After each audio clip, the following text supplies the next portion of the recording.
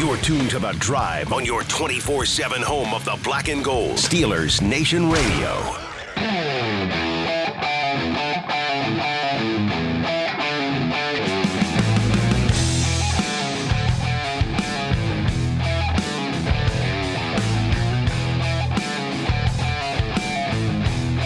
Good afternoon, Steelers Nation, and welcome to another Victory Monday. It's The Drive here on Steelers Audio Network. Wes Uhler and Matt Williamson with you for the next 2 hours. We have got plenty to get into here, Matt. Yeah. On a bit of a different week, a condensed week. Weird week. I got juggling everything this week. I know. It's been TV and I were chatting about it before you got here. It's like I've been moving this one to this and all these different shows more than any week I can remember. Yeah. We did a lot of this a couple weeks ago when we were, of course, in Dublin and kind of moved our operation on the road and didn't get back till late Monday afternoon, early evening time.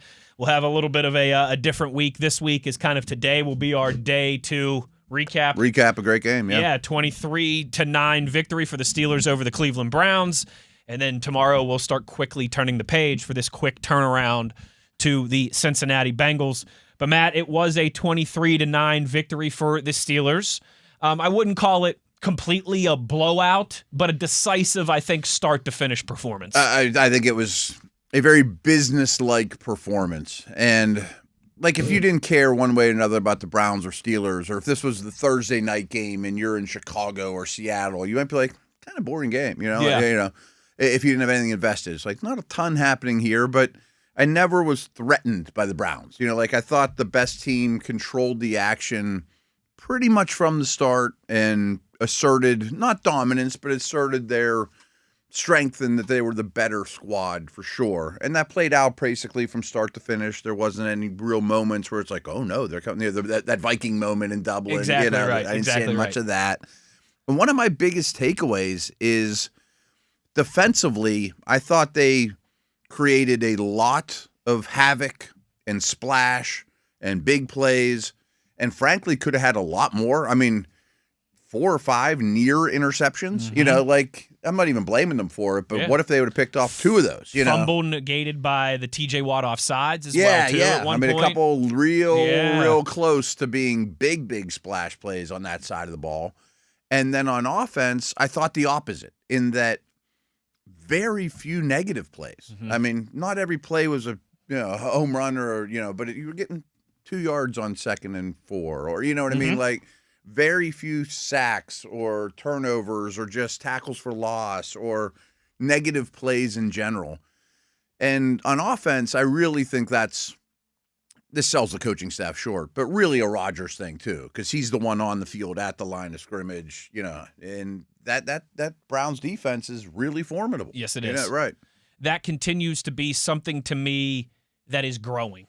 Yeah. It's still not I've been a couple weeks since I've used this one. It's still not a Mona Lisa for the Steelers offense. No. But I don't think it's your kindergartner scribbling something that you hang on the refrigerator for a couple days and before you throw it away as well, too. Right. And maybe when he's 10 years old, it looks better. When That's exactly 15-year-old, maybe he's a decent artist or, right. The run game continues to show some improvement. Yeah. Again, not a finished product, not great by any means, but they rushed for 100 yards against a defense that was very stingy in that department. Best run defense in the league. Yeah. And multiple. And real quick on that, because I didn't do the math, but Mike Pursuta did, and I did a show with him earlier. If you eliminate really the garbage time, poor Caleb Johnson, he's just running into 10-man boxes, and the Rudolph kneel downs. Steelers basically got to 100 yards almost basically in 3 quarters in meaningful football.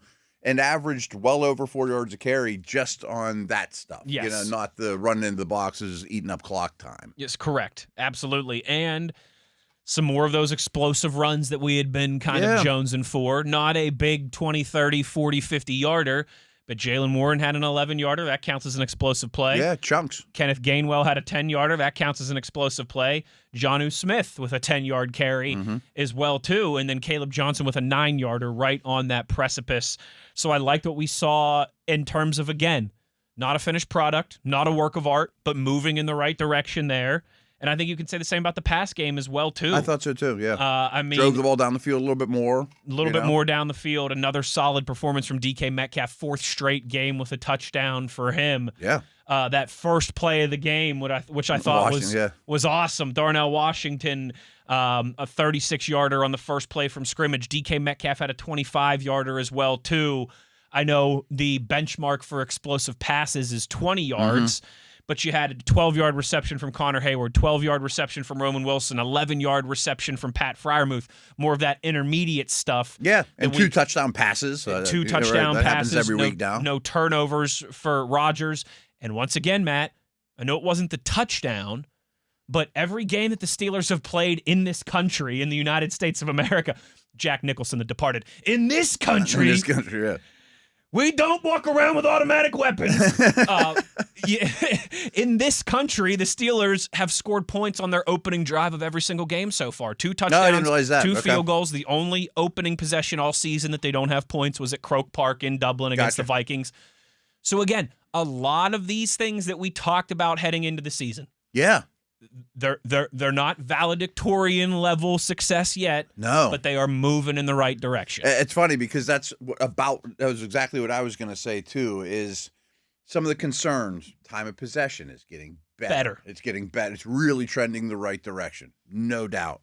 The explosive play differential getting a lot better. That was real bad before, Now it's getting better.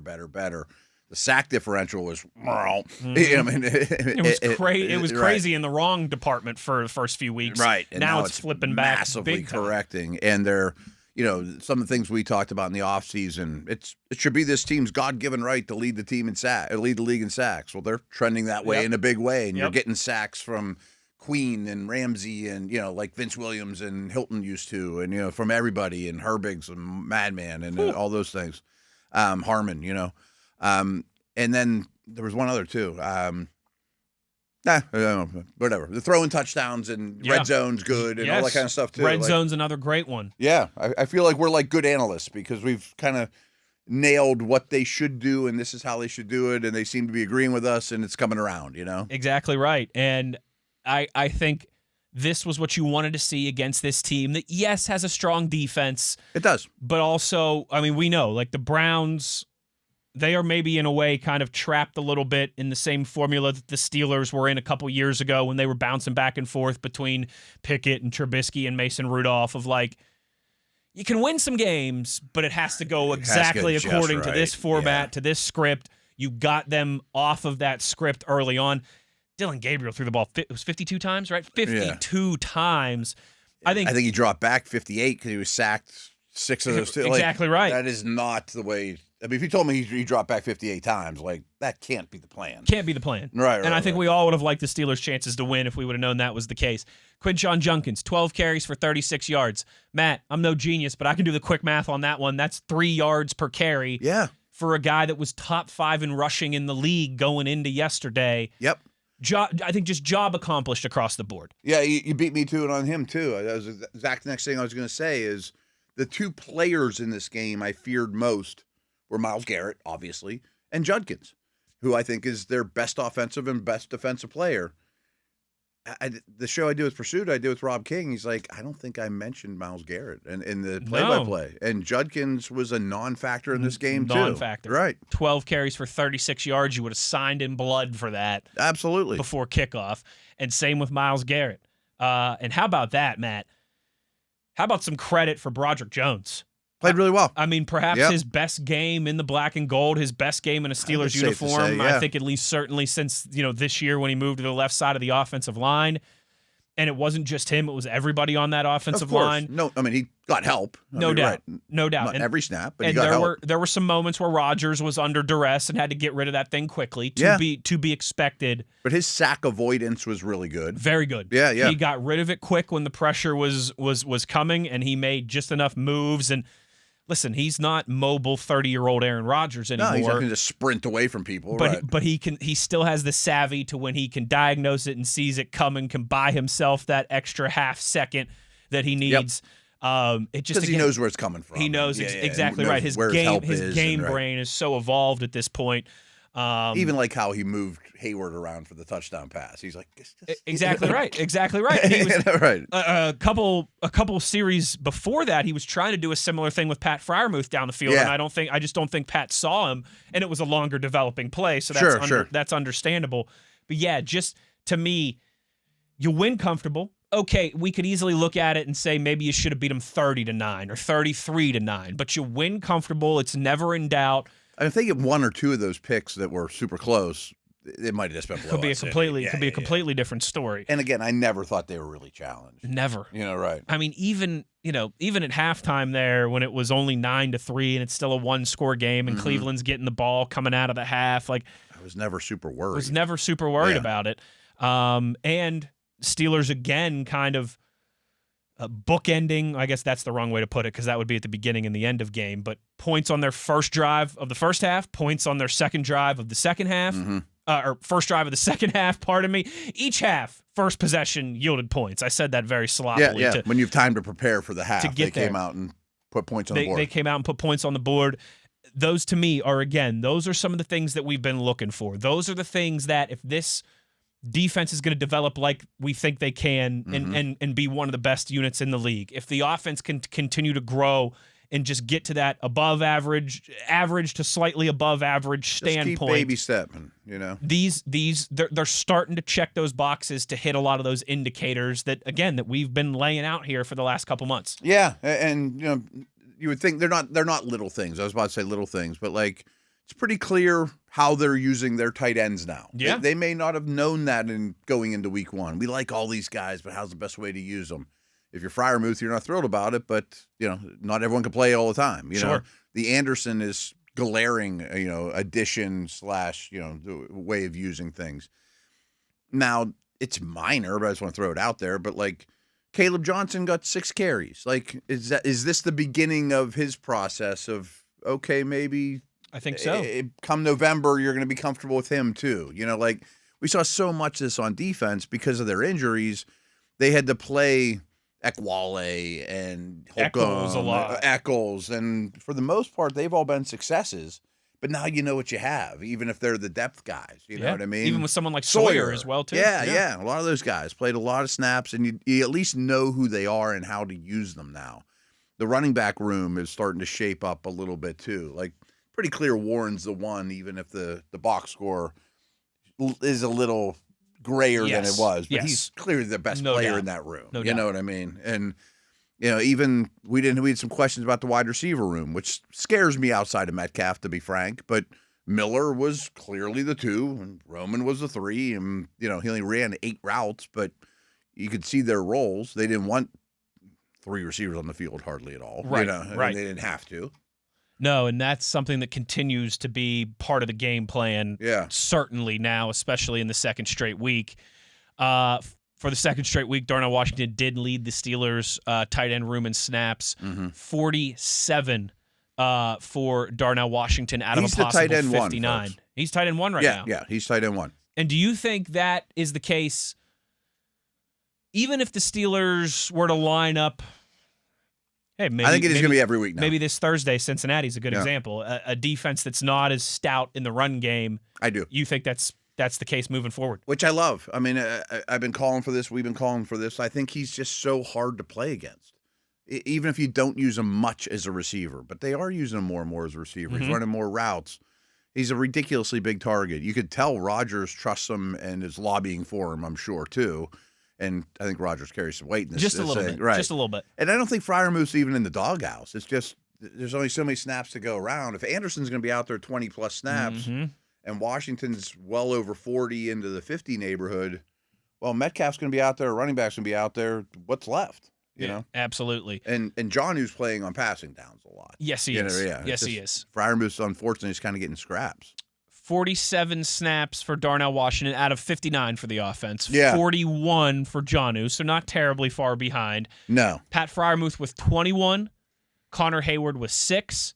And, as you mentioned, I think you kind of have to put Spencer Anderson in that, that extra package. Yeah, that he lines up in a package. tight end spot. 17 snaps for him. Yeah. In that. 17 out of a possible 59. I'm just pulling it up now. In that regard. So, that is now 2 weeks in a row that it's looked very similar to that. It was a smaller number for Freiermuth in Dublin than it was I think here. he was in the doghouse then. I think that was a little bit different.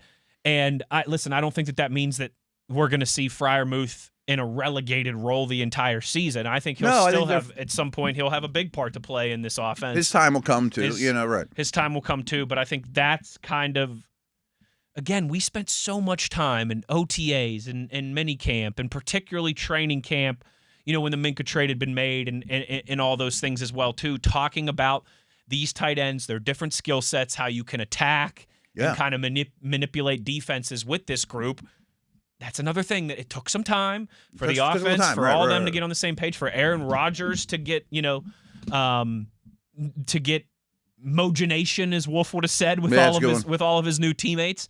And I think they're starting to get comfortable. It's like they were dipping their toes in the shallow end for a little bit. Yeah, you're tasting at Baskin and Robbins or whatever. Like, no, I want the strawberry. Little sampler here, but they've identified, that cookies and cream down there. That was the best one. It's pretty good. Yeah. Let's stay in that department for a little bit. Wolf would probably appreciate that too. He certainly would. He absolutely would. A Victory Donut Monday today for our buddy Craig Wolfley. So here's a little more of that tight end stuff I just want to expand on. So this probably doesn't shock anyone, but Washington's played 45 or more snaps in each of the last 2 games. He played 30 or fewer in the first 3. They've clearly dedicated to him. It's not a one-off. He's playing a nice jump. He's leveling up a little bit or more than what was his highest. And then just for pass plays, Smith was on the field for like 68%. Okay. Washington was about 61%. Okay. And Freiermuth for about 45% of just when they called a pass. Yes. That, I think, paints a better picture for Muth and again, it's I don't think just because it's been this way for the last 2 weeks means it's going to be this way for the next 12. No, right. But it's also nice too that if you do go back to, all right, we're going to be pass heavier this week, it's going to be more Muth and Jonnu this week. Or if you get down, I'm sorry to interrupt, but like it's a great point. One of my issues with I love the 13 personnel stuff, and I love the Jonnu trade, well, the Ramsey part of it too, but the Jonnu addition, like you're doing something that's unique. But one of my concerns was inevitably at some point during the season, it's going to be down 10 points. You're going to be down 10 points in the fourth quarter, and no one cares that you got a good matchup against Darnell versus safety because it's an 8-yard gain. Like eventually Rodgers is going to have to drop back there and fling it all over. That's just going to happen at some point. Can you do that? And you're going to want Pat Freiermuth when that time comes. I mean, right now that it's probably you put Washington down, Freiermuth, Jonnu, Metcalf, Austin, hopefully. And that's what you got. Again, I would love another receiver still too. But I'm starting to get greedy on that, by the way. Why not? Why not? Right. It's a good team. It's a good team who's in a great position. Yeah. By the way, as they keep winning and everyone else in the AFC North keeps losing. And man, you have really got an opportunity to put a stranglehold on this division before Halloween even here in a few days in Cincinnati. Yeah. Let's talk a little bit more about that. I want to talk about some of the edge rusher usage. Ooh, baby. Because there's some juicy stuff there as well, too. Plenty to get into as we roll along today. We're going to talk to Rob King in hour number 2. We'll recap some other stuff that happened around the league. We got a bunch of tweets as well. I wanted to know, did you get many angry Myles Garrett tweets in the aftermath of his one or two on told Sunday? Me I was dumb. I thought you might have a few people telling you, oh, where's your boy Myles? Yeah. That often happens because he doesn't do his best work against the Steelers. No, he certainly does not. Does not. He certainly does not. I'll be the first to say it, right.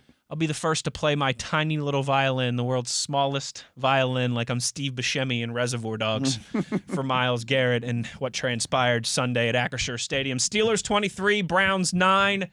We'll continue to recap it all as we roll along. Wes Uhler, Matt Williamson, it's The Drive on Steelers Nation Radio on the Steelers Audio Network.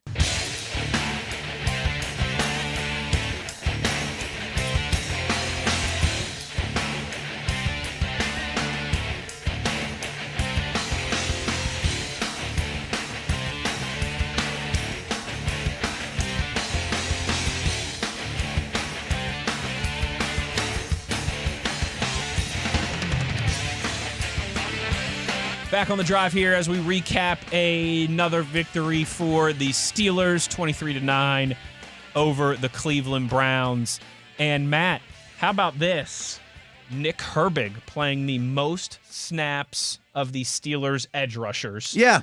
It was very close, to be fair. He played 61% of the snaps, TJ Watt 60%, Alex Highsmith 57%. Mm-hmm. So, and Sawyer was over 20 snaps. Sawyer was as well, too. And it some wasn't of that, all garbage. Some of that, I was going to say, some of that is skewed because at the end of the game, the Steelers were resting some of their the broadcasters thought Watt was hurt, which I don't think was the case. I don't think it was the case at all. No, I mean the game was out of reach, and they just set him down. Yes, which and is exactly what they should do. Mike Tomlin just had his press conference a couple hours ago on a Monday this week because it's the short week. I'm sure we'll cover it obviously. Over the next 2 hours here. And when he discussed injury stuff, there was no mention of TJ Watt or anything. Yeah. All relatively good news on the injury department.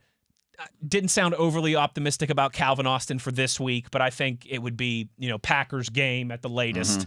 Killebrew's the only one we're really worried about. Killebrew's the only one who, Mike Tomlin said the same thing. He said post-game it's a significant injury and he's going to miss some time. I was worried just watching it in game, though. It seemed like a defensive back there for a while. It was in and out all the time. Yes. I'm like Ramsey got the wind knocked out of him at one point. I think Slay Joey missed a Porter couple Jr. snaps. missed a couple. Slay missed a couple. Eccles limped off or had a shoulder or something for a minute. Seems like they were all just, as Mike Tomlin would say, bumps and bruises associated with play. Yeah. And nothing that's gonna hamper them or hurt them. I even thought too. I'm like, glad Ramsey's healthy or played this game, not because he was 100%. So good, but he can play all those roles. Like, we lost a corner, we lost a slot, we lost a safety. Jalen, go do it. That's why his value is immense, just because he can wear so many hats for that team. You need him on the outside, you need him in the slot, you need him at safety. He's got you great covered. At all of them, right? He's got you covered wherever you need to be. You want to stick with this edge stuff, though? You and I kind of spent some time talking about what does it look like when Highsmith is back. Herbig has been so good. Matt, I think the way that they value and appreciate Herbig right now and view him right now can be summed up by this.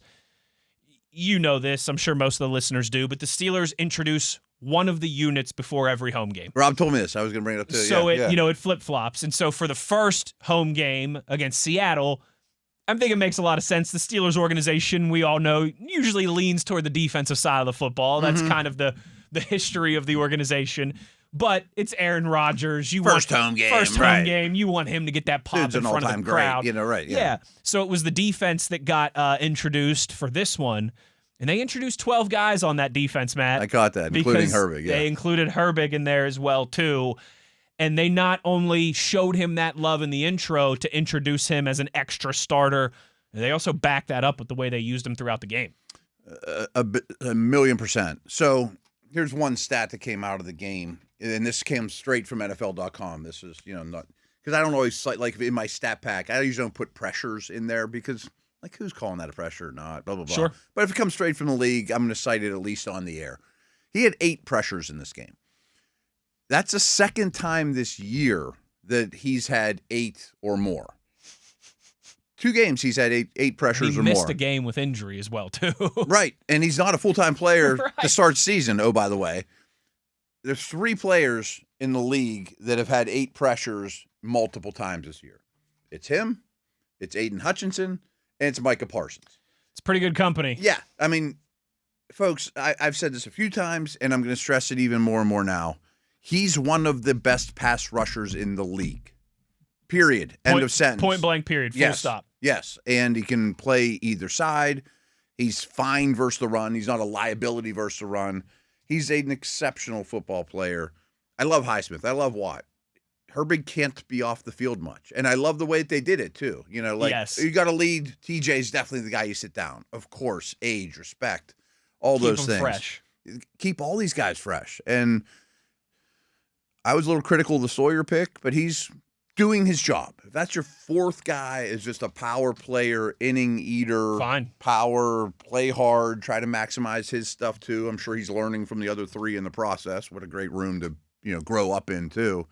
But Herbig's a star, folks. He's not like, no, he's kind of a cute player. He's the 12th guy. No.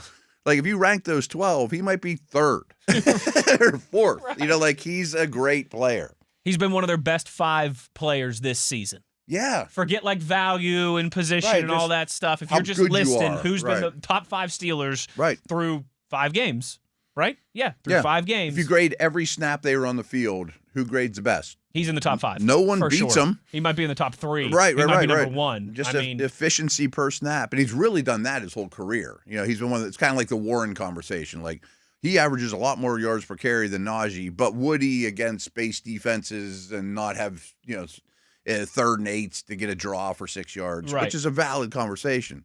But Herbig, it's like, doesn't matter how many snaps you get him, he still is a 300 hitter. It's not like he can just pinch hit. You know exactly. what I mean? There was a time when you could say, yeah, he's having great success, but the sample size is small. That's not the case anymore. And he benefits from TJ on the other side. It's not the case anymore. No, he's great. He's outstanding. Great. It reminds me a little bit of that last year that Bud Dupree was here. Mm-hmm. And him and TJ were playing at such a high level. Yeah. And Bud got the contract from the Titans to prove it. Yeah. But then there was this 3rd-round rookie out of Charlotte, Alex Highsmith, who, like, every time he was on the field, you were like, man, that guy's good. He's good. Like, that guy's making plays. And you started to think it's just, okay, because he's hopping off the bench. He's getting the right matchups. TJ and Bud are wearing beat up these all guys. day, right. Yeah. But then it eventually became undeniable that, like, Highsmith is pretty good at this, too. And then his 2nd year, he has double-digit sacks and is probably one of the top 10 or 12 edge rushers in the league. Yeah. Then it's his turn to get paid. It's his turn to get paid. Right, and it's like and they deserve it. Is reminding me of Herbig right now, but maybe even, and this is not a knock on Highsmith, this is credit to Herbig, maybe even a little bit of a step better than what we saw as a pass rusher. Yes. from Herbig in his early career. Exactly. He's a star. I mean, every team's going to look at him like, man, we're going to have a really hard time blocking that dude. And we're going to, it doesn't matter who you are. Yes. And it didn't hurt, but this is one game. The Browns tackle situation fell apart as the game went on. We knew the left tackle was going to be bad. Conklin's a little overrated anyways. Then he gets hurt. So it's like, But every team has bad tackles. A lot of teams around. You say this all the time. It's like the worst group of units around the league is offensive line. Is offensive line. Whoever you think has the best offensive line in the NFL. Right. If you gave their O-line coach truth serum, he would tell you, I still wish we could upgrade at left guard, or I still wish our center was better, or it's still not the best unit on their team, or whatever. Right. Yeah. I mean, nobody has linemen. Nobody has linemen. Everyone is looking for help in that department, and that makes it a great place to be for the Steelers to have just the weaponry that they have to exploit that stuff week after week. And boy, Cam Hayward's playing at a high level, and Derek Harmon's playing well, and Keanu Benton's playing well. Benton's in a much better role now. So than much leading better. The team in snaps, and he might Ekwale, and he might be the guy on the team that I think, and I mean this in the best way, has done like the biggest 180 over these last couple weeks. His tape was very concerning to start the season. Very concerning. In the laps of the linebackers all the time, getting pancaked 5 yards downfield. And part of that is, hey, you got to control what you can control, right? Yeah. Plenty of people in the NFL are not in the most optimal situation to succeed. It's rough, right? But part of that was also his usage, without a doubt. There's a real too much. There's a real rhyme yeah. behind that reason too. Yep. His usage, his deployment, I think, has been much better to suit his skill set since you got Derek Harmon back, and it's showing. It's showing in a big way. Right. It absolutely is. And this is true for Cam too. I mean, all those guys, and this is true for across the league. Week 1, no one's in shape. Right. I mean, not like this kind of shape. They're in shape compared to me and you and everybody listening, but they're not in shape to play 60 snaps against the Jets. I mean, that's a different world. 100%, 100%, and you're playing max like 10 in the preseason. Yes, right. It takes time for everybody, but I think particularly those guys in the trenches. They're big. There's a lot of fat on their body, and they're big. Right. They're not wide receivers and running backs and defensive backs who are running routes at least all throughout July and August. You can simulate running routes. I mean, you could run a million sprints. A lot of cardio. Yeah. But I can't fight, Zach Frazier for 60 snaps in a row, or I'm never going to survive. I thought my boy Zach Frazier had himself a very solid game as well too. Steeler line in general, those tackles are coming around too. Tackles are coming around. They're looking much better. No sacks for the Browns. They did have 6 TFLs, which is a little high, but when the Steelers have 6 sacks, their own selves 6 TFLs as well. I mean, and it's just coming from all over the place. Peyton Wilson with a TFL, Ramsey with 2 sacks and 2 TFLs, TJ half sack, Harmon has a sack, Highsmith half sack, Pierre with a TFL. Pierre got thrust into action and been okay too. Yeah, right. Again, if that's your 5th corner, your 4th corner, that's always gonna be active on game day, fine. He He used to get thrust in as like the third guy. Right. That's a little scary. Sometimes the number 2 guy at points in his career as well, too. No, again, it's all coming together. Cole Holcomb is getting more spin and more reps than we've seen. Like Clark was inactive because you didn't need him. Right. Peppers had an uneven day, but like he's moved past him. Yes, he did, no doubt.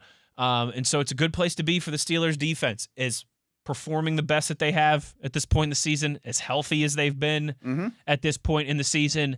And the tests are going to get tougher. Maybe not Thursday, but I mean, that's not the best offense in the league. No, we it's know not. that. But they obviously still have some guys that can beat you and can hurt you, and we'll talk plenty about that. They create havoc.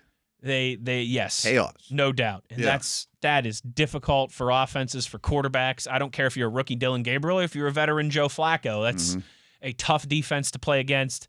We're obviously going to see both opposite ends of that spectrum, as it'll be a little over 3 days from right now when the Steelers. Wow. Yeah. I know that is crazy to say out loud, are kicking off there at Paycor Stadium against Cincinnati. They're, of course, coming off a loss at Lambeau Field against the Packers. Plenty more on Cincinnati tomorrow and as we roll along in the week. But, yeah, I'm starting to feel very good about this defense, more encouraged by the offense, Matt. And, again, at 4-1, your only loss being an NFC loss at this point as well, too. Ravens lost again. They're 1-5. You beat the Browns. Bengals lost again. You can really, I think, stick a fork in Cincinnati with a win on Thursday. The Browns and Bengals are shot. They just have to be. They just have to be at this point. And we'll get into it, but Flacco helped them a little. Definitely. It was better than it's been. Definitely helped them a little bit, but hopefully it'll just stay in that realm and won't be too much of a help here. Than ever. And Hendrickson got hurt. Hendrickson got hurt too. Mims got hurt at right tackle. I mean, I don't know what their status is, but Hendrickson was ruled out on a short week. On a short week.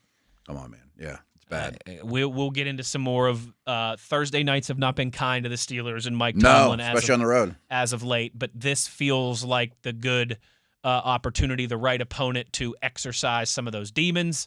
As once again, these Steelers get a win out of their bye week. Now 15-4 off the bye. In the 19 years that Mike Tomlin can't tell me that's a fluke, has been the boss of the sidelines for the Pittsburgh Steelers. You cannot tell us that is a fluke for sure.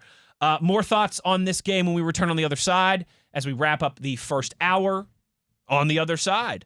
That was redundant. Yeah. Department of Redundancy department over here, Wes Uhler. Matt Williamson, it is The Drive. More on the Steelers' victory of the Browns as we roll along here on Steelers Nation Radio on the Steelers Audio Network.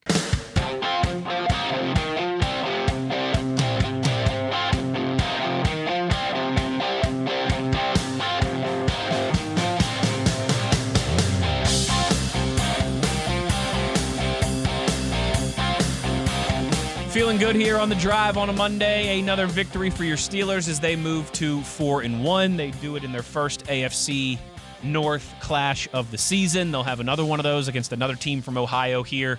In just a couple hours, they're going to kick off that thing at Paycor Stadium. Any minute now, yeah. The little week against Ohio here for the Pittsburgh Steelers as the Browns continue to not have won a regular season game in Pittsburgh in over 20 years. Pretty crazy to think. I think it was the first year that then Heinz Field opened. Now Acrisure Stadium, wow. I believe, was the only time the Browns have gotten a regular season win there. They did, of course, have that playoff wildcard game in 2021 that we do not mention, but just a insane streak. That's a crazy streak of the Steelers at home against a division foe. Long may it continue. Matt, we do have a few minutes here till we got to get to our buddy Rob King, who, I know you do the recap show with him and Mike Pursuta. Did Kinger mention his love for DeKalen? Oh, it came up quite a bit. Right. Okay. Yeah. He was throwing everybody for a loop. Yeah, we replayed that, and you might even know better than I do. But I guess he talked to DK, and DK said, I prefer it. Yes. But I go by DK because everybody mispronounces it. Yes. And then Pursuta, the typical writer background, he's like, well, it's not D.K. It's just DK. Just DK. Right, yes. Right. So maybe that's a thing. And Rob's, we'll have to bring it up to him. I shouldn't spoil it. We will. We'll call him in a minute. Anyway. But yeah, Rob talked to Mr. Metcalf this week. Yeah.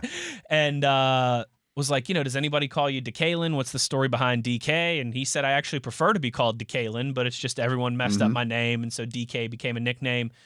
That's what Rob gets for being like a real savvy journalist media guy. That's what I said. He's I'm in a tough spot because he doesn't know what to do. Because he says, I want to be called DeKalen, but everyone else is like, what are you doing, dude? Yeah, well, you're in a new uniform. It's time for a change. I like it.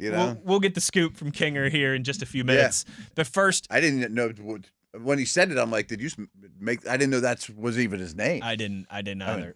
I don't know TJ's first name either. I do. It's Trent. I learned Trent Jordan. I should, but yeah. Moats used to make this joke that you can tell if somebody is important in Wes's life because he knows their full government name. Oh, wow. Like Trent Jordan Watt. Okay. Sidney Patrick Crosby. Gotcha. Benjamin Todd Roethlisberger. Matthew Craig Williamson. Exactly there right. There you go. Tyler Video Weitmeyer, something like that, I think is TV's middle name. Yes, that's it. You got, listen, anyone's middle name. Hell, No, I think about it, right? Do you know mine? Heck no. Starts with a V. I know it starts with a V, but the name that I call you is not right for air. We'll leave it at that. I did want to run this by you before we get to Rob King, the king. Yeah. Aaron Rodgers' average time to throw against Cleveland, 2.73 seconds. A little longer, yeah. Second longest of his Steelers' career so far. Mm-hmm. Also, nearly 7.7 yards average depth of target. Yes. That is by far his highest average depth of target this season by more than a yard. Again, starting to see some of that stuff that we've been, this offense isn't sustainable if they continue to, there's some truth to that. Sure. But slowly. Well, we're seeing more and more. Slower than we all want. Sure. This is a instant gratification world. Work on all these things at your own pace while you win. That's it. And you and I say this all the time. Like, I get it. I'm not calling people crazy. We love football. It's by far the most popular sport in this country. It's religion in this country. Your team plays 17 meaningful games a year, if you're lucky. Yeah. The Browns played like 3 or 4 meaningful games this year. The Ravens probably aren't going to play many more meaningful games this year. You get 17 if you're lucky. I understand why we're so hyperbolic, why we overreact to everything so much. They were not going to win a Super Bowl or win playoff games playing the way they did in September.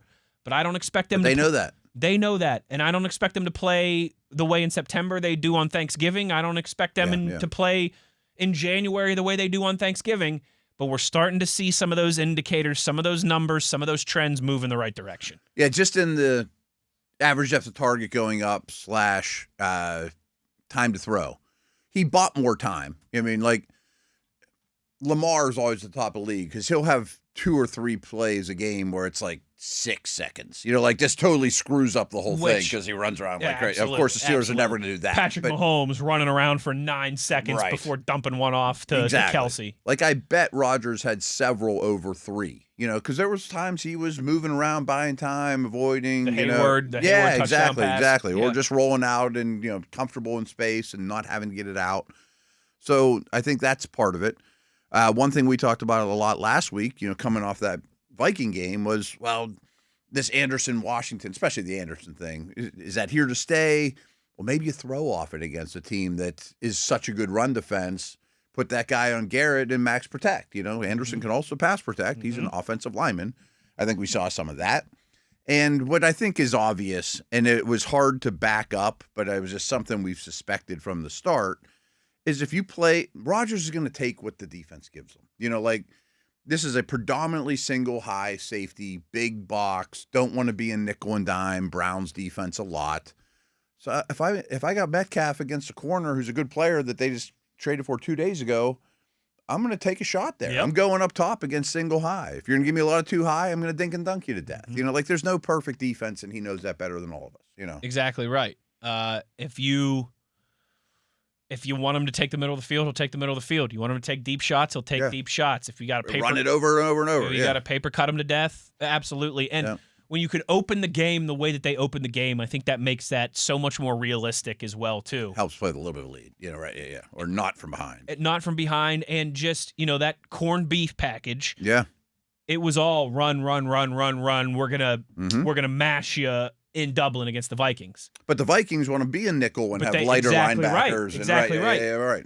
And then the first series against Cleveland, first play from scrimmage, it's like, here they come with that big corned beef again. Whoop, over your head for 36 yards. 36 yards. Now, the rest of the game, the remaining 59 and a half minutes, every time they come out in that corned beef, you're like, I got to be careful because they might slip Darnell out and whoop, right over our head. Like, that's where you start to be able to play that matchup card that we've been talking about for months as well, too. Yeah, and we opened the show talking about how the offense had very few negative plays. And to me, that's such a Rodgers thing. And again, that's cutting the coaching staff short. I mean, it's not fair to blame the offensive coordinator when things go wrong, but just give the quarterback all the credit when things go right or whatever, But I think that's a huge part of it is I'm always going to get you at the line of scrimmage in the best play for this look with the people I have on the field with me with 3 seconds left on the play clock or whatever. They don't let you pause and go to the bathroom and think about it and get a beer. You got to think about this stuff on the fly.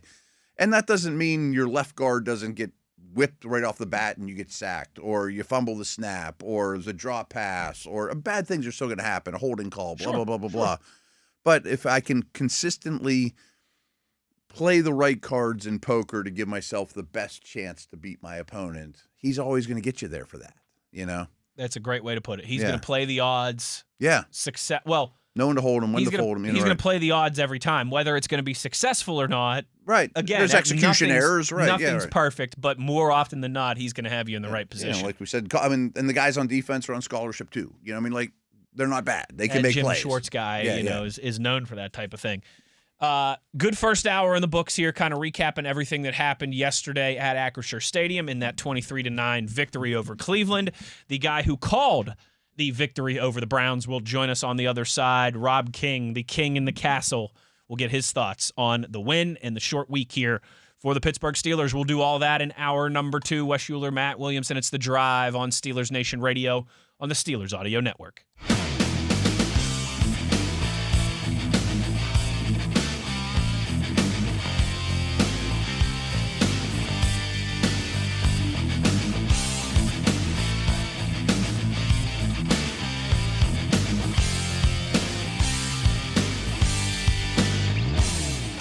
Hello, Steeler Nation. How we doing? Well, that's good. Us too. Hour number 2 here of The Drive. Wes Uhler, Matt Williamson on a Victory Monday. And to the phone lines we go to talk to the voice of your Pittsburgh Steelers, of course, Rob King. Kinger, you got to settle something for us here, all right? You got to peel back the curtain a little bit, little transparency, little how the sausage is made, if you will, for our audience. We were laughing about your DeKalen Metcalf story. Yeah, I thought that was coming. and kind of the conundrum that you find yourself in here because you did good journalistic, good broadcaster work, and you found out the pronunciation of one of the players and what he prefers to be called. But now it's confusing a lot of people because I think most people don't even know his first name is DeKalen, let alone when you say it on a broadcast. This kind of reminds me, Kinger, I know you'll remember this, Matt, I think you might as well too. The back-to-back cup-winning Pens of the 16, 17, 2018 years had a player named Connor Sherry. Yes. Who everybody called Connor Sheary for years until he just told people casually, actually, it's Sherry. And then broadcasters were confused and fans were confused for months and months and months. So paint us this picture, how you brought this up with DK, with DeKalen, and where you go now that he's told you he prefers to be called DeKalen, but everybody else is scratching their heads and asking you why you're doing this. I've painted myself into an unneeded corner in which to be painted. Yeah, so I just went up to him. I don't know what possessed me to ask the question. I just said, hey, is there any circumstance under which you'd like to be called DeKalen when I'm broadcasting a game? Just like I'll ask guys about pronunciations and nicknames and other things just to make sure they're cool with stuff. Darius Slay doesn't like Darius. You just like Slay. Well, at some point you have to say Darius, right? And then after that you can say Slay. So I asked him, and he said, well, no, actually I prefer DeKalen. And I was like, what? He goes, yeah, everyone just mispronounces it, so they call me DK.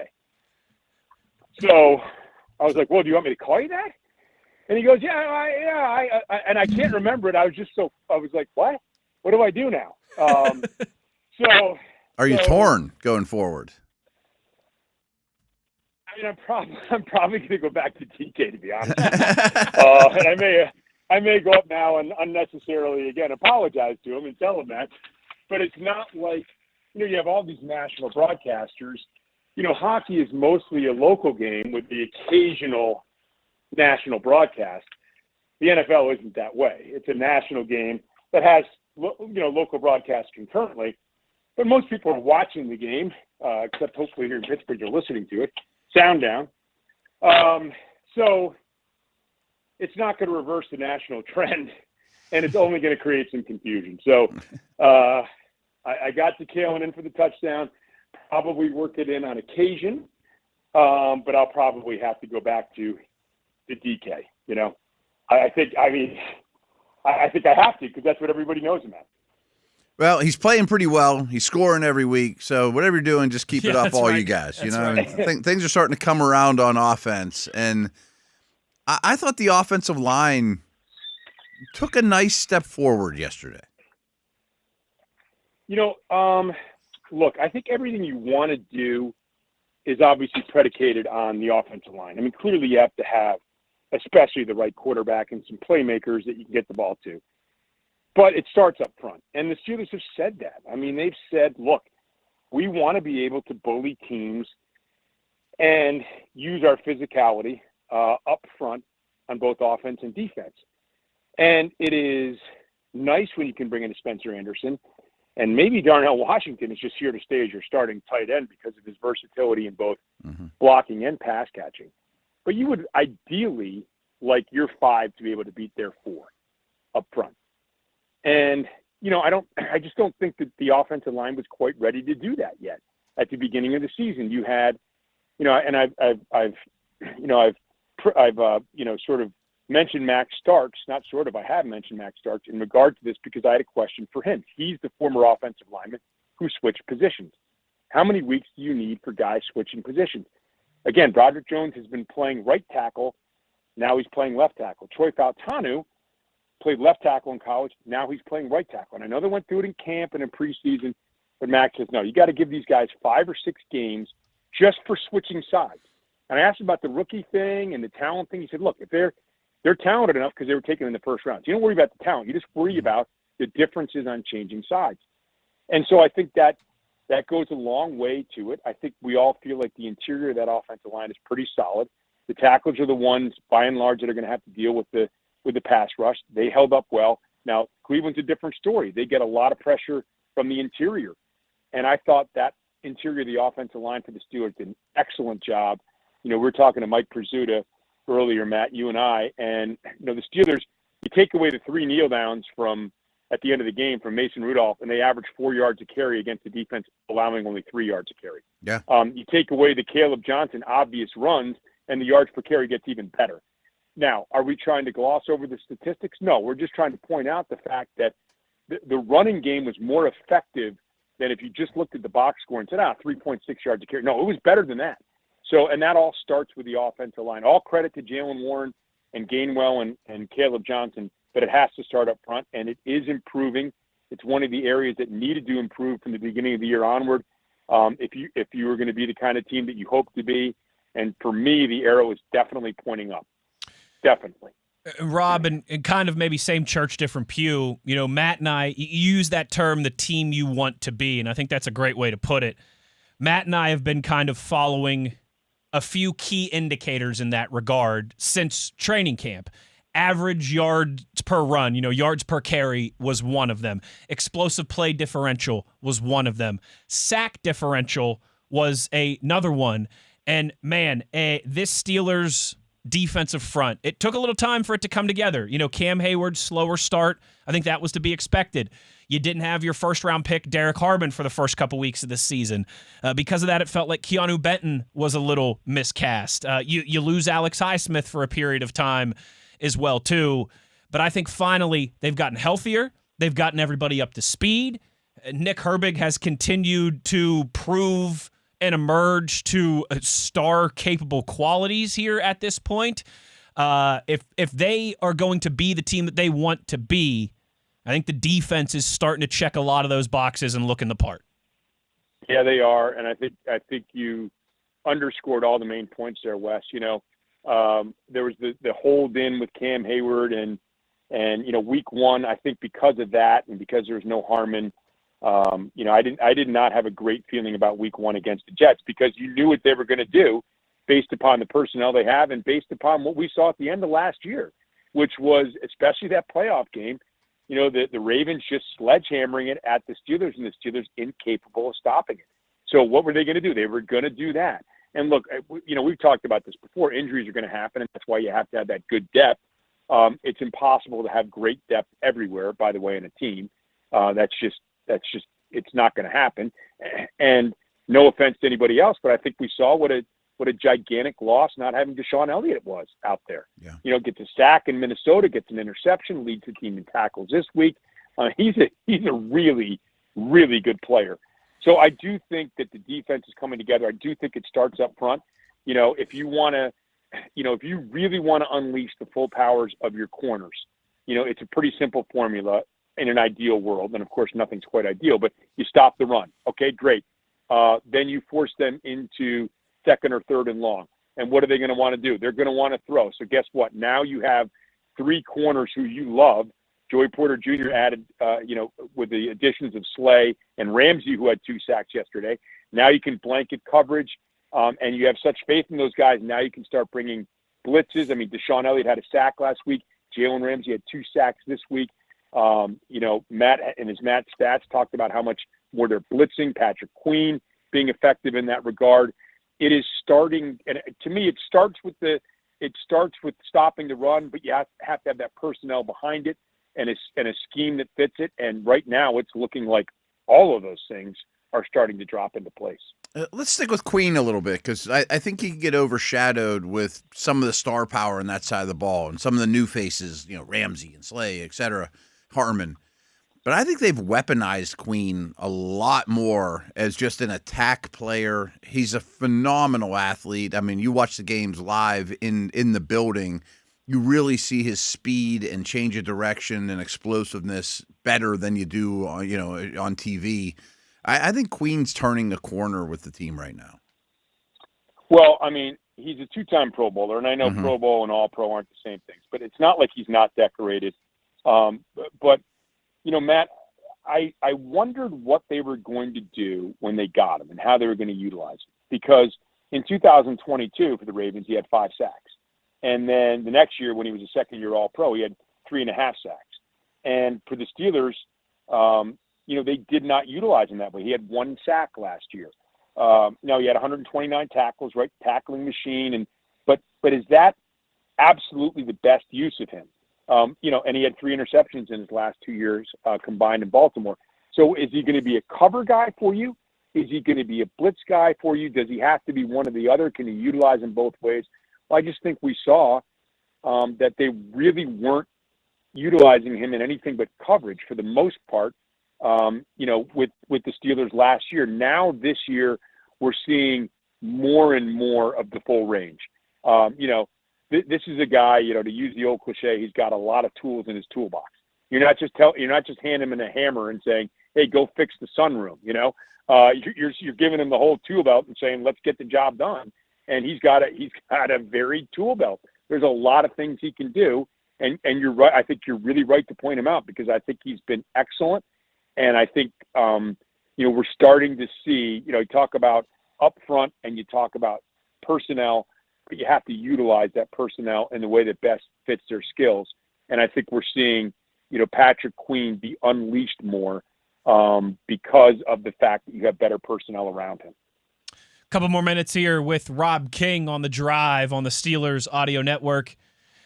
Kinger, speaking of tool belts and knowing where to go, what to use, all those different things, man, another just professional performance, tidy, buttoned up, efficient from Aaron Rodgers, 21 of 30, 235 yards, 2 touchdowns, no turnovers. I think it was, in a weird way, it's more of what we've seen from Aaron Rodgers. This is what he's done. Take what the defense gives you, be able to assess and evaluate better than almost anybody in NFL history at the line of scrimmage, and go from there. But I think we're even seeing him expand on that, grow on that. He's standing back in the pocket for a beat longer and trying to move and buy himself some extra time. His average depth of target this week was over a yard more than it's been on average through the Steelers' first 4 games. I think he's getting more comfortable. The offensive line, as you guys mentioned, a big part of this, and it just feels like Aaron Rodgers on the same page with all his new teammates as well, and we're starting to see some growth and some progression there too. Yeah, he's so good. I mean, and I think I still think he's really, really good, and we're getting an opportunity to see that with an offense that I think has some versatility. Now, again, we'll see as we progress and whether teams are going to adjust to what the Steelers are doing. I really think it's going to be a game plan specific team. You run 7 men in the box. Okay, here comes Spencer Anderson. Here comes Darnell Washington. Here we come. Okay, so you don't have great personnel in the slot or whatever. Well, this week we're going to see more of Pat Freiermuth and Jonnu Smith and Calvin Austin when he gets back in there. DK Metcalf, I think, is always going to be a given. And I do think they're going to try to run the ball, but those guys are weapons that can be utilized different ways in the passing game as well. So when you have this wide breadth of ways to attack a team, which is what I think it is. Everyone talks about the number 2 receiver, and I understand that discussion, but I think that the Steelers are going to try to thoughtfully utilize the weapons they have, and it's a varied palette of players. And who else to handle the paintbrush than Aaron Rodgers? I mean, his decision making is excellent. He is the best in NFL history at interception percentage. He takes care of the football. I think we have seen after the first game, he didn't look real mobile. He said, yeah, my back was stiff. I think he's showed better mobility. Is he going to tuck it and go 40 yards? No, I don't think he is. I don't want him to either. But we saw that throw he made. 2 throws stick out to me. The throw he made to Freiermuth in the Seattle game, and I've said this before, I think it's the best throw we'll see by any quarterback in the NFL this season. And it was incomplete, but it was just an incredible throw. And people aren't going to remember it because it was incomplete. But the throw he made yesterday, rolling to his right, directing traffic, throwing across his body on a line to Connor Hayward in the back of the end zone in a brief window across your body. Come on, man. Those are throws that I think that the majority of NFL quarterbacks could not even think about making. The old Muhammad Ali line, if you even dream about beating me, you better wake up and apologize. If they dreamed about making those throws, they should wake up and apologize to Aaron Rodgers, because I don't think many guys can make those throws. And still, I just think that, this is right now, as we stand here right now, and people are going to say, well, who have they beaten? Okay, I get it. I understand that. But I think right now there's a lot of stuff looking good, and to have him be the guy at the controls, not just the savvy, but the arm talent he still has, I think that's really good for the Steelers. Rob, last thing I got for you, and you kind of mentioned it. I know Austin will return probably sooner than later. He didn't go to IR. I don't know if he'll be here Thursday or not. Who knows? We'll talk about it later in the week.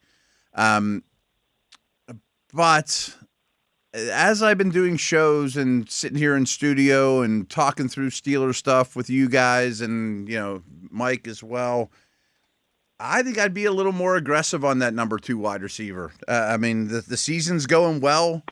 I'm not saying you mortgage first or second round picks or get anything real crazy, but one more piece for Rodgers to work with, to me, is getting more and more appealing as they keep winning games. I understand that, and I talk with this sometimes with junior correspondent Schaefer King, junior correspondent on the show with Max Starks. So we have a lot of NFL discussions, and I understand. Look, my feeling on this is, as I've said probably on this air, and as I've told my son as well, I think that. So what's that going to cost you? All right, so if you're the Saints, you have Chris Olave, right? Mm-hmm. Well, you want to get better. You want Olave to be a guy that's going to be around when you get better. Are you just going to give him away? I don't know if there's going to be. And then you're not going to sign a player. You're not going to get a kind of guy that you are going to then commit to long term and have to pay a lot of money to. That's just not going to happen. You're not that kind of a team. You're not the kind of team that's going to have, I don't think, $60 million wrapped up in 2 wide receivers. So I understand what you're saying, Matt, and in a perfect world, You'd love another weapon, sure. You'd love another defensive lineman or another offensive lineman. There's lots of things you'd love. There's lots of places that I think if the Steelers see the opportunity and they think they can make their team better, they will. And in a perfect world, would you like a player like that? Sure. Then, there are other factors. The cost is the number one factor. The length of time you're going to get him back for, and which I would, circle into part of the cost, would be part of that equation. And then I also think that, how many, as long as you're winning, I think, things are good. Look at Philadelphia, right? I mean, those guys are upset they're not getting the ball. Well, you got DK Metcalf, you have Jonnu Smith, you have Pat Freiermuth, you have Jalen Warren, you have Kenneth Gainwell. You want to bring along Caleb Johnson as rookie. You have Calvin Austin on the outside. You want to bring along Roman Wilson on the outside too. So there comes a time too where I think you could be facing diminishing returns. So I think it would have to be the right player at the right price. But you could say that, and I understand. I'm not trying to be evasive. I think you could say that around the roster. To your point, Matt, if it was right place, right cost, right player. I'm not saying it has to happen, but I'm just warming up to being a smidge more aggressive on that front. I do think that, and we talked about the same thing last year. If there's an injury, that's a bigger problem to me than you need somebody. And I think it was a problem last year. And I've mentioned this a couple of times. I don't know if I'm in this show, but people talk about that 5-game losing streak at the end of the season, including the playoffs. Don't forget that the offense was exploding, and George Pickens was injured at the head of that and missed a game or two. I can't remember if he missed one game or two, but that was a factor because you didn't have that next guy to step up and fill that void. That to me would be the biggest. I think it would be a bigger need. Maybe I'm wrong, and maybe they just maybe a second receiver in its own merits is the bigger need. But I think that would be the pressing issue for me. I'm knocking on wood as I say that. And your dog is agreeing, barking on wood, confirming in the background. We are friends of the dogs here on this program, just not the dog pound. Rob King. No. Rob King, kind enough to lend us some of his time on a busy Monday, a condensed week here. Kinger, thank you. Great stuff as always. And we'll talk to you soon. We'll see you Thursday. You got it. Thanks, guys. Appreciate it. There he is, Rob King, noted author. You know what I need to do now? What's that? I need to find something like an equivalent of DeKalin Metcalf that I can call Rob King. Okay. Robert might be a little too still vanilla, but yeah. I'll try and work on it. Figure it out. Yeah, I'll figure out something. I'll brainstorm. Yeah, well, he's an author now too, so he's got to have some weird stuff out there in his bio or something that we can pick from and put him on the spot a little bit. But good stuff from him, as always. We've got 2 more segments to go. We've got some significant news around the league that we have to discuss. And we also are going to get to some of your tweets before we get up out of here. So plenty more to get to. Wes Uhler and Matt Williamson. It's The Drive on Steelers Nation Radio on the Steelers Audio Network.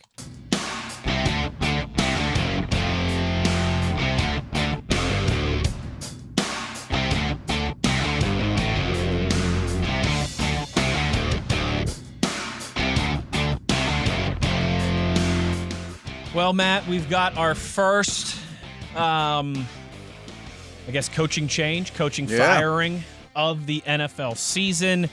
As just earlier today, the Titans fired Brian Callahan just 6 games into his second year after a 1-5 start, just 4-19 during his entire tenure as the Titans head coach there in Nashville and Tennessee. Matt, I continue to think, I don't know, I kind of sit on both sides of the fence on this one. On one half, I've always firmly believed in, you need to give a coach at least 3 years. Football is... they're taking over a bad situation. Especially when they're taking over a bad situation. I'm not saying that Alabama has to give all their coaches 3 years. Right. But an NFL team that is in a very bad situation, devoid of talent, rebuilding... Not only do you have to supplement that, you also just need time to get guys that fit your system and your scheme and square pegs for square holes type things. But also 4-19 through 2 years is pretty glaring as well, too. I think we're seeing more and more of this at every level, but especially now in the NFL. coaches getting fired after just 1 year into their second season, and Brian Callahan, the latest one. Yeah, and the other thing about it is I don't know what going to an interim gains you for the rest of the season. Could you let him play it out, see if he could right the ship? You must have liked something about him when you hired him, obviously. But the vibes are bad. I mean, first off, I think it's noteworthy that over the last 3 years, right around, they've fired a coach or a GM, then a coach, a GM, now a coach. Yeah. Not ever at the same time. It's just, I'm going to get this guy who's going to help me replace the next guy. Like, there's no continuity at all. Who's hiring the next guy? Sometimes do the whole full swoop, you know? And coincidentally, Vrabel's playing Tennessee this upcoming week, who was one of the first to go, obviously. Correct. And he was quite successful. Correct. So it makes you wonder, and unfortunately, this is true in the league. And fortunately, around here, you don't have that problem. There's some owners that are in over their head. Yeah, I mean, they're just flat out are. Without Look a at the doubt. Jets. I mean, there's Without a lot a of them. Right. And I think Tennessee is as good of an example as any. They got a super promising quarterback, but the product they've put on the field is the worst in the league. Yeah, I mean, I know the Jets are fighting for it too, and have not won, but they're embarrassing right now. The Titans, they're several years away in terms of their roster. Just building anything. You're not seeing any steps in the right direction, except for maybe of the quarterback, but he still needs a ton of development. And you're like, is this the right staff to do that? Yeah, and support him right. and put everything around him that he needs to be successful. So, I mean, if Arizona doesn't give that game away 2 weeks ago, and they're not a juggernaut either, Tennessee would be 0-6 right there with the Jets. And I think they'd be easily 32nd in every power rank, which I thought they should have been when we did power ranks last Tuesday. The Raiders did not play well and still beat them by double digits. Yeah, and they're not good either. No. I mean, they're a bottom 5 team, and they handled them. And they handled them despite not playing well. Yeah. So our first NFL coaching change, NFL firing happens in Tennessee, and that comes on the heels of the Titans dropping. What's kind of hilarious or weird is his dad's on staff. His dad's the O-line coach. Is he really? I didn't realize He's that. like a legendary O-line coach, Callahan, gosh. that came over. Yeah. Right. I mean, he was the Browns O-line coach. The Browns let him out of his contract to go be with his son, who came over from the Bengals. I assume he's still going to be the O-line coach, but Sonny Boy ain't coming around for lunch or anything. Yeah. That's tough. Hey, it happens quickly in this league. It certainly does. Yeah. But yeah, a coaching change for the Titans after they, like I said, fall to the Raiders 20-10 yesterday.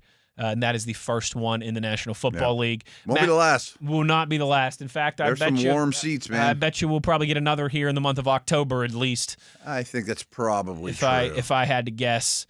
Matt, you want to run through the gambit of these games from yesterday? Yeah, here? sure. The Broncos, talk about a sloppy one, an ugly one, but the Broncos getting a Jets seats hot too, man. I mean, they could be 6 one and games done. into Glenn's career. But again, we've seen the Patriots just fired a coach after 1 year. I mean, it's happened a couple times now in recent memory.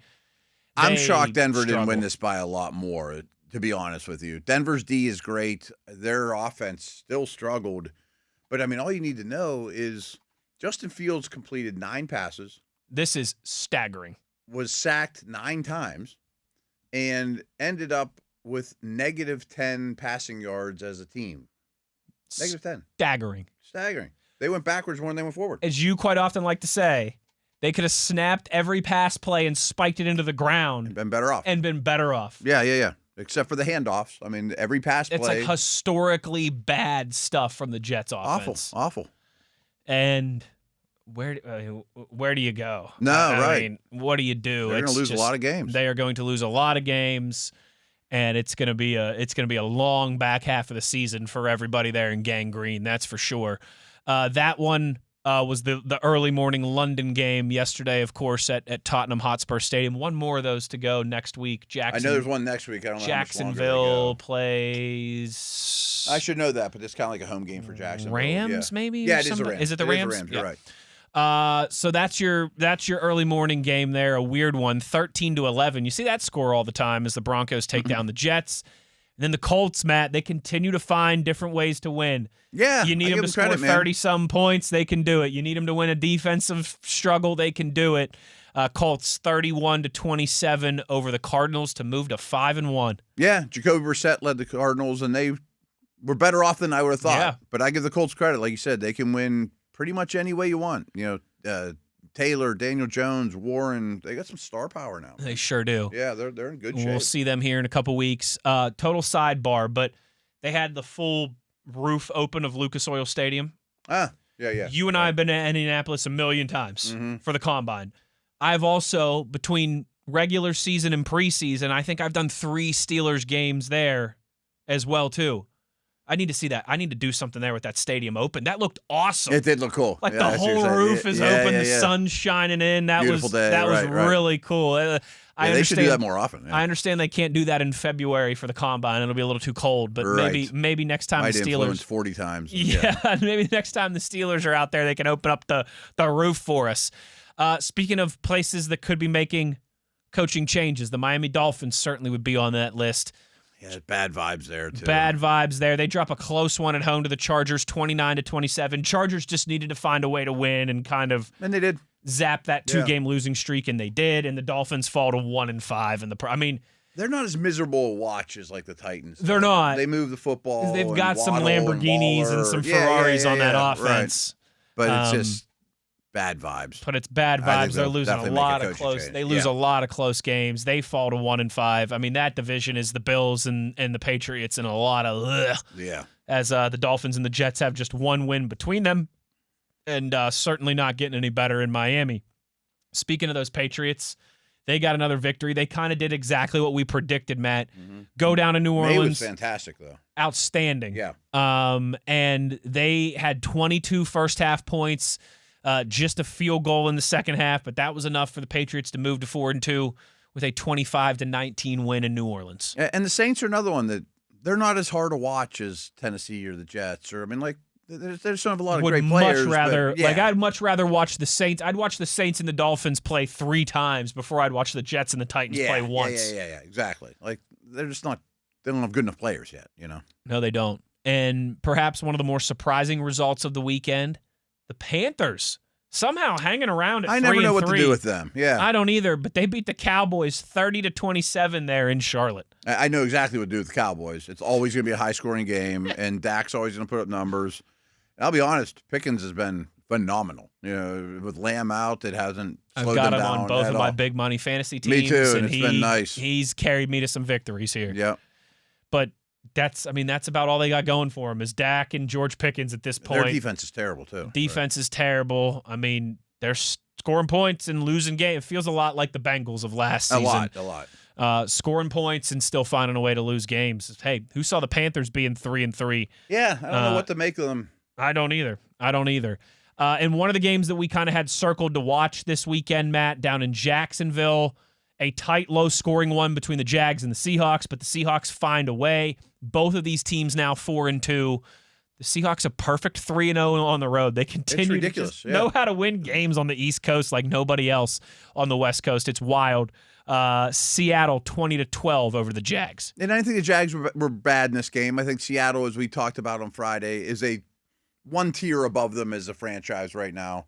The Darnold to Smith-Njigba thing is incredible, and they're hitting at all levels. Insane. And they had a ton of sacks, too. That defensive front, as we saw live, Seattle's pretty darn good on defense. Yes, they are. And that showed against Jacksonville, and I think was a big difference in that one. The Rams moved to 4-2 as well. They go into Baltimore and do what everybody's done and beat the Ravens. Different to, I think, how we all expected it to play out, though, Matt. They had a lot of injuries. They were tied at 3 at halftime. A lot of injuries. Weird one. Nakua is probably going to miss next week in London. Looks like he's going to miss some time. A bye. Yeah, and hey, they're in an all right spot. But they are. Weird one. 3-3 at the half. Rams come out and score, bang, bang, 2 quick touchdowns. And then that was kind of it, 17-3 over Baltimore. And Baltimore's obviously in a huge hole. Great to see them lose no matter how it went. Yeah. But both quarterbacks got in there. They need the bye more than any team I can remember. I would absolutely agree with that. I don't know how much better it's going to get for them out of the bye, but it certainly can't get much worse. Much worse, right. We did kind of mention Raiders over the Titans, 20-10. They're bad football teams, and it really wasn't that close. I was just going to say, any signs of life there from the Raiders for you? Is it just they were the better of two bad teams? Bowers is back being healthy, which goes a long way. He was really missed. Genty's a keeper. Geno was still uneven, but like Crosby and Bowers and Genty, you showed up as hard guys to play against. Their offensive line is not so great, right? Terrible. Packers out of their bye week, they get back to feeling good. They moved to 3-1-1 with a 27-18 win over Cincinnati. Hey, Bengals kept that one close late. Yeah, we'll talk a lot of Bengals, but I mean the Bengals' first half offense is so horrendous. Everything they're doing isn't quite garbage time, but it's been late in games when they're losing. Bengals defense is right there at the bottom of the league. Kind of shocked Green Bay didn't win by more. Since the Parsons trade, we all have these super high hopes for the Packers. They beat a pretty bad team. Okay, they've tied a team. They lost to the Browns. Their last 3 games or so are not. They looked like gangbusters the first 2 weeks of the season when they were beating up on the Lions and the Commanders. They're not a tier 1 team right now. No, they're not. And hopefully, by the way, the Bengals want nothing to do with tackling Josh Jacobs. I don't blame them. Not at all interested in that. Tucker Kraft as well, too. Yeah, you're right. But yeah, the Packers, let's hope that they kind of stay in this rut a little bit through the end of the month when they'll be in Pittsburgh in a couple weeks here for Sunday Night Football. But yeah, they end up winning by 9, but wasn't quite as decisive and impressive as maybe the final score looked. By the way, I meant to say this too, speaking of offenses and struggling, and I wanted to bring this up at some point, and I just remembered it. Steelers defense not giving up a touchdown yesterday for the first time since week 2 in Denver last year. Yeah, so a little over a year, the Steelers able to keep a team out of the end zone. Got to love to see that. A couple more here. Another one that 2 more that we had circled on the calendar to watch. The Tampa Bay Buccaneers continue to impress, man. They moved to 5-1. They take down the Niners 30-19. Another devastating loss for San Francisco as Fred Warner is going to be out for the season as well. And that might be the kiss of death. I think Kittle might come back next week, but still, I mean, even like Jennings, the wide receiver, had like 4 broken ribs he's playing with. Like their second year in a row, they've been just smashed with injuries, smashed. And Warner's going to be a tough one and almost an impossible one to overcome. The Bucs, though, I mean, Baker's the MVP right now. Yes, he is. They won that game. Ibuka gets hurt in the game. Evans didn't play. Godwin didn't play. Injuries too, man. Oh, man. They were missing 2 offensive linemen. Bucky Irving's been banged up. Their offensive line's been banged up. Yeah, they got a ton of They still scored 30 points. Exactly. They're real impressive. MVP Baker. Oh, man. Who saw that one coming? Yeah. Good for him as the Bucs move to 5-1, and they're starting to look like one of the best teams in the NFC for sure. Yeah, they are. Right. And then finally, it was as close to a must-win for the Chiefs as you could have at this point in the season. They take care of business at home against the Lions, 30-17. Kansas City moves back to 500 at 3-3. Lions fall to 4-2. We all watched the game, or most people did. I think the Chiefs are pretty legit at this point. The O-line's a lot better than it's been. I think they basically fixed that. The defense is always going to be solid. They didn't stop the run well early, and that's been a problem for them. And I thought, oh, man, this could be a long night for the Chiefs. But they figured out a way, I mean, and they always kind of will. And my opinion of the Lions really didn't change at all, same. to be honest with you. Same. That's a tough game, tough environment on a Sunday night. Matt, we've got 2 Monday nighters tonight. I think both games intriguing for different reasons. I'm just always looking for reasons to watch. Sure. Right? Bills-Falcons. Okay. Oh, yeah. Buffalo, one of the better teams in the league. Josh Allen, that offense, coming off of a loss against a Falcons team with a lot of young pieces. They don't host a lot of primetime games. They don't host either. a lot of primetime games. A different environment, Buffalo only a 3.5-point favorite. You laying those points? I think so. I think the Bills got a smidge embarrassed their last game. That's the big kicker for me. It's a bad time to play them. But I could see a lot of points in that game. I don't love either defense. I could see Atlanta hanging around, and then Buffalo scores late and ends up winning by 10. Yeah, I don't think that's crazy. But it wasn't a blowout type game. And then Bears-Commanders. Caleb Williams, Jaden Daniels, 2 teams that are feeling all right about themselves. Mm-hmm. Washington, a 5.5-point favorite at home. I think I'm taking the points. I having some faith in Caleb and the new coach. I think they're starting to feel what it's like to do this at a professional level and with one another. But Washington runs the ball on everyone, and the Bears D has not been what I thought it would be this year. I like that number plus 5.5 for Chicago. Mm-hmm. If it was pretty beefy number. If it was 3.5 or 4.5, I think I'd lay them for the Commanders. 5.5 or over, I'll take the points with Chicago. I think Washington wins, but the Bears find a way to keep it competitive. Yeah, I mean, I think their offense is pretty good. Yes, I think so too. But like I said, 2 games tonight that I'm excited to. Yeah, they're both good. To throw on the television. I kind of like the 2 Monday nighters. For sure, it's do. not that hard to watch both at the same time. I completely agree, and it kind of gives me an excuse to get out of bedtime with the kids. If I'm sorry, Dad's got to watch this 7:15 football game for work. Kids, Mom will have to put you down. One more segment to go. A couple tweets to close us down on the other side when we return. Wes Uhler, Matt Williamson. It is The Drive on Steelers Nation Radio on the Steelers Audio Network.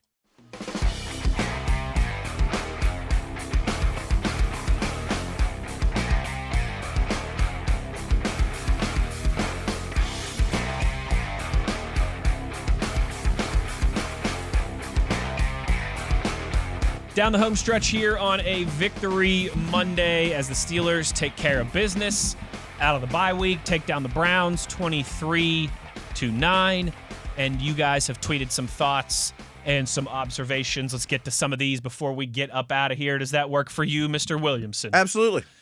Wallace will lead us off and says, after all the caterwauling about the offensive line recently, the praise for yesterday's performance is refreshing. Sure, they had extra guys, but that's why they were hired. I love it when a plan comes together. Colonel John Hannibal Smith there. That's an A-team reference, I believe. I think so. At the end, right? Starting to come together. Listen, again, not a Mona Lisa. Right. But it's much better now than it was September at MetLife Stadium. Yeah, and I would say Broderick Jones is probably the top of that list. I think Frazier's becoming back to more of a dominant player as opposed to just a good player. I thought he had his best game of the season yesterday. I think Faltanu's really understanding the speed of the game and what it's like to be a starter at this level. And certainly Anderson and to another degree, Washington, I know he's a tight end, absolutely help.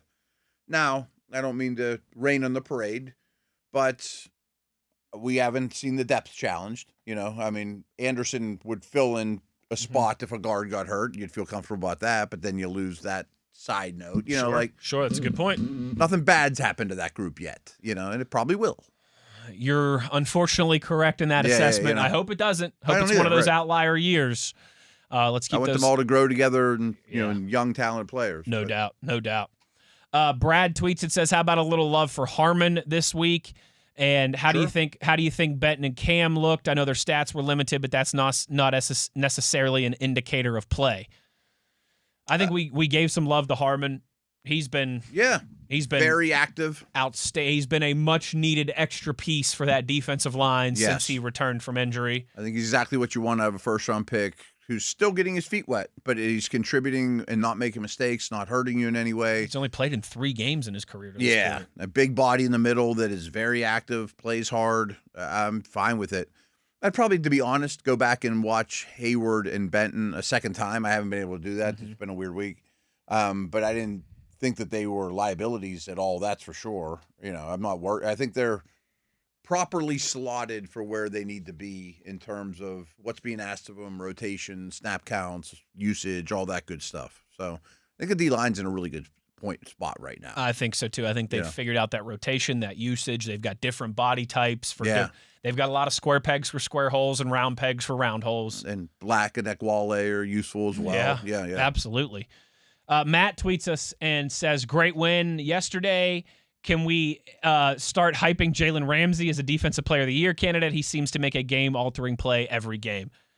I agree with the second half of that. Might be a little extreme. But that might be a little It's very hard for a defensive back to win Defensive Player of the Year. I know Pat Surtain just did it last year. No doubt. But you have to really have some and I know he's got a couple interceptions, he's got a couple sacks, all those things. I mean, he's played at that level in his career. He's played at that level in his career. He's going to the Hall of Fame. You're right. It's just you've got to really fill up the stat sheet to do it as a defensive back. I love throwing it out there, but that's a little rich for mid-October. Now, this isn't what we're talking about, but Myles Garrett's case has gotten a lot worse the last 2 weeks. It sure has. I think Benito had a sack or 2 of their 9, and so he's starting to grab a hold of this the he's got to be the leader in the clubhouse right now for Denver. Seth tweets us and says, I'm with you on that, by the way.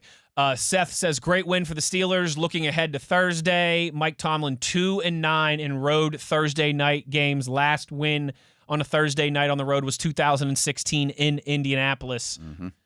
Yeah, I think that was one of the games where Ben Roethlisberger just went nuts against the Colts like he did a few times in his career. Yeah, listen, this is... Hey, that's real, yeah. That's real. As real as the success out of the bye week is, the struggles on the short week, particularly on the road.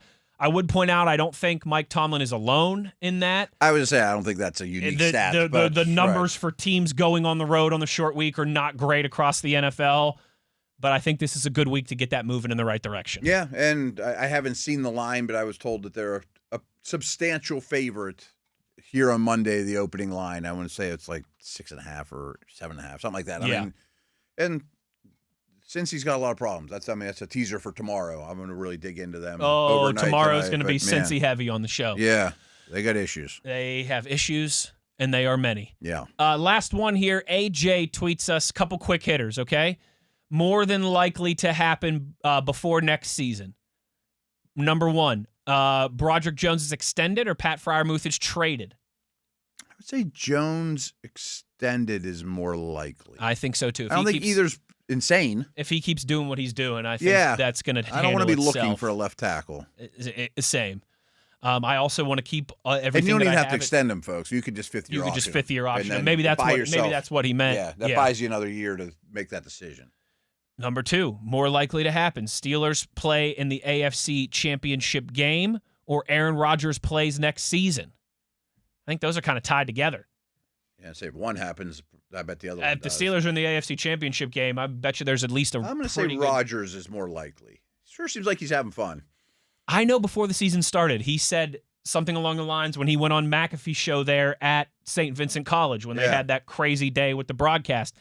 He said something along the lines of, like, this is more than likely my last season. Like, I know. How he said it. But he said a couple times throughout this year now, like, hinted that he'll be reconsider after the or win in whatever. Dublin, he was like, can we come back here and do this again next year? Things like that. Like, so I don't think it's completely making the AFC Championship's hard.